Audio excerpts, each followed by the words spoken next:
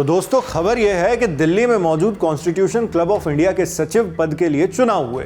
13 अगस्त की देर रात नतीजे आए।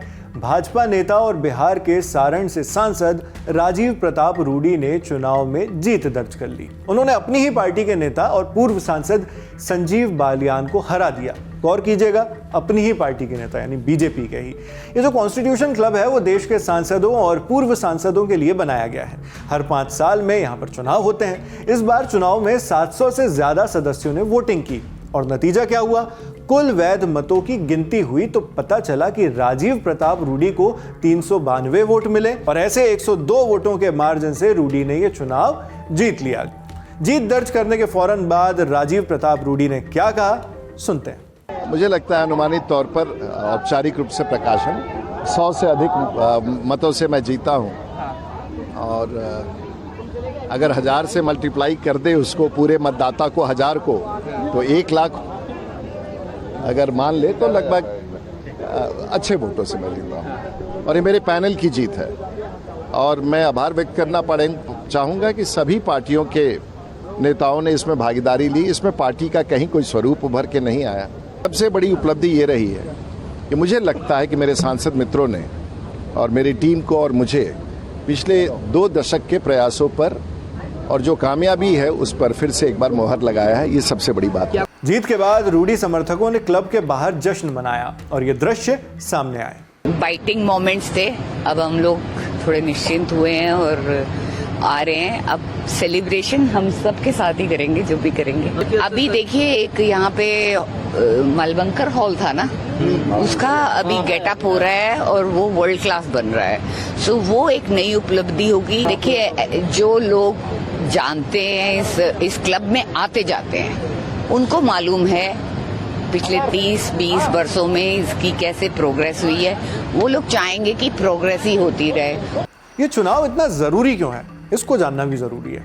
बात ऐसी है कि रूडी बीते 25 सालों से कॉन्स्टिट्यूशन क्लब के सचिव हैं। उन्होंने पहली बार 1999 में सचिव पद का चुनाव जीता था और उसके बाद से लेकर अब तक उन्होंने ये चुनाव निर्विरोध ही जीता है। लेकिन इस बार चुनाव हुए तो अंदाजा था कि मामला इस बार भी निर्विरोध ही रहेगा, लेकिन ऐसा हुआ नहीं। अंदाजा गलत निकला।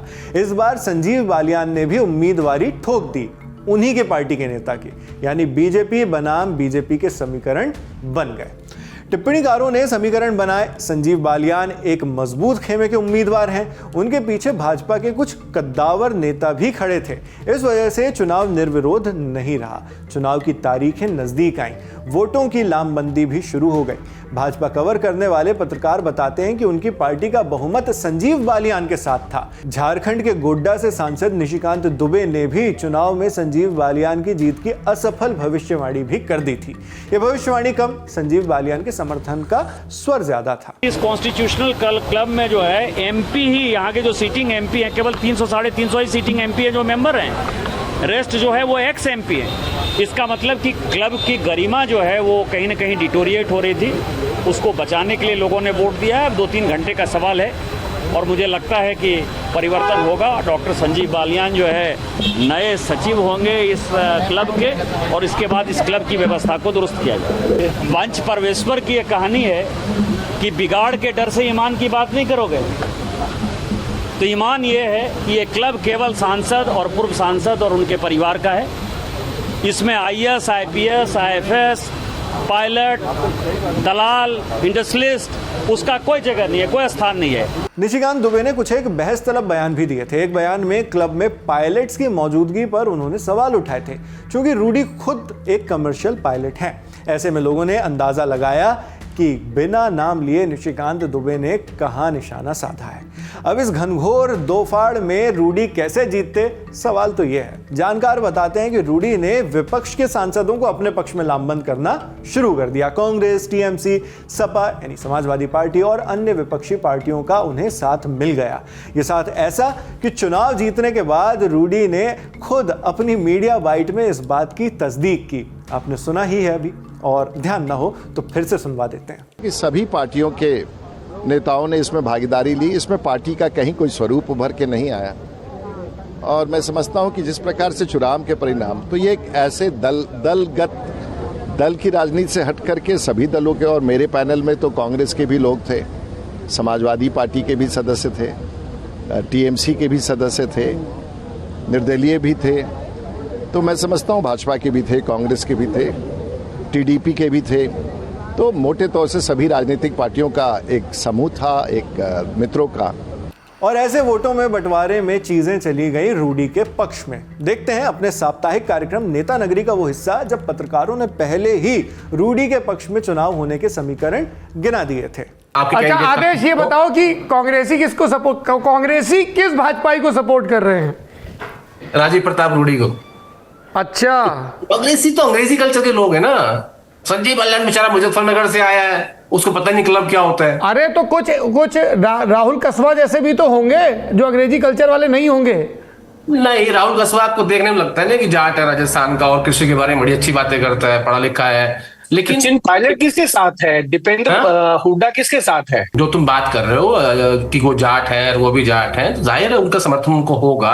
संजीव बालियान एक ग्रामीण पृष्ठभूमि के व्यक्ति हैं, वो बिल्कुल एक नई एंट्री हुई है। राजीव प्रताप रूडी बड़े पायलट हैं, बड़े स्पोर्ट्समैन हैं, रोज जिम आते हैं, रोज पाते हैं, तो उनका जो कल्चरल डिफरेंस है बहुत बड़ा है। राजीव प्रताप रूडी के लिए समाजवादी पार्टी की तरफ से जो है वो ये लामबंदी की गई कि राजीव प्रताप रूडी के पक्ष में वोट पड़े।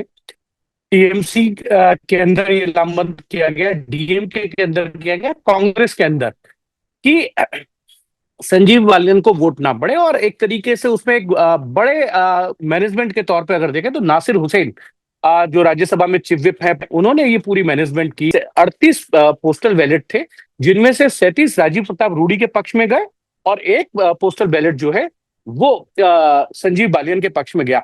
लेकिन एक इंटरेस्टिंग चीज जो हुई इसके अंदर जो अभी तक हमको खबर मिल पाई है उसमें यह है कि एक ऐसा पोस्टल बैलेट था, सौमित्रो खान जो पश्चिम बंगाल से भारतीय जनता पार्टी के सांसद हैं, उनका पोस्टल बैलेट उनकी इच्छा के बिना जो है वो लिया गया और वोट कर दिया गया पोस्टल बैलेट के थ्रू। उन्होंने इसकी शिकायत जो है रिटर्निंग ऑफिसर को की और खुद संजीव बालियान ने लिखित में ये शिकायत लोकसभा स्पीकर को की है। दो और चीजें देखने को मिली।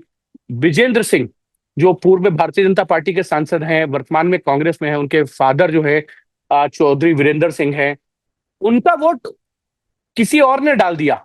उन्होंने इसकी शिकायत वहां पे दर्ज की लेकिन उनकी सुनवाई नहीं हुई।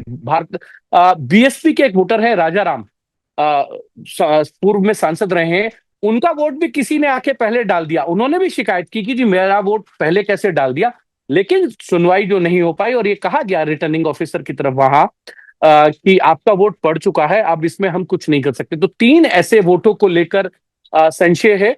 और इस पूरे उलटफेर के बीच चुनाव हुए और नतीजा क्या था वो हमने आपको बता ही दिया। इस खबर में फिलहाल इतना ही। आपके लिए तमाम जानकारी जुटाकर इस वीडियो की स्क्रिप्टिंग की है हमारे साथी सिद्धांत मोहन ने और उनका साथ दिया हमारे इंटर्न अंकुर पांडे ने। अपना ख्याल रखिएगा और देखते रहिए दी लल्लन टॉप। मैं हूं नाविद, शुक्रिया।